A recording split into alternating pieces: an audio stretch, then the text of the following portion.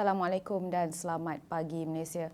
Baiklah, di Malaysia masih terdapat 5 kawasan yang mencatatkan suhu maksimum harian di antara 35 sehingga 37 darjah Celsius selama 3 hari berturutan, iaitu di Padang Terap Kedah, Jeli, Pasir Mas, Kuala Krai, Kelantan dan juga melibatkan bahagian Telupit di Sabah. Jadi kepada orang ramai dinasihatkan supaya sentiasa perbanyakkan minum air, elakkan aktiviti pembakaran terbuka dan hadkan aktiviti di luar bangunan ketika cuaca panas.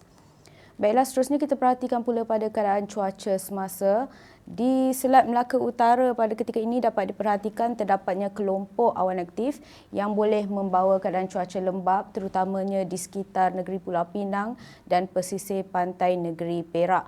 Manakala di lain-lain negeri pada Semenanjung untuk pagi ini dijangka cerah dan boleh berterusan sehingga ke tengah hari nanti. Di Sabah dan Sarawak pula hujan kini sedang berlaku melibatkan bahagian Betong, Serike, Kapit, Mukah dan juga Miri, juga di bahagian Tawau, Labuan dan Kudat, Sabah.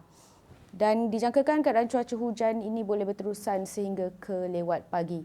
Baik, bagi ramalan cuaca di sebelah petang pula, Met Malaysia menjangkakan hujan lebat berserta ribut petir boleh berlaku di hampir kesemua negeri di Semenanjung Malaysia dan akan lebih tertumpu di bahagian pedalaman negeri Kedah, Perak, Selangor, Kuala Lumpur, Putrajaya, pedalaman Negeri Sembilan, Negeri Johor, pedalaman Kelantan, Terengganu dan juga beberapa bahagian di utara Pahang.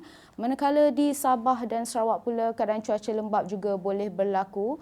Seperti yang diperhatikan di sini, kita dapat perhatikan di hampir kesemua bahagian untuk kedua-dua buah negeri boleh berlaku hujan pada petang ini.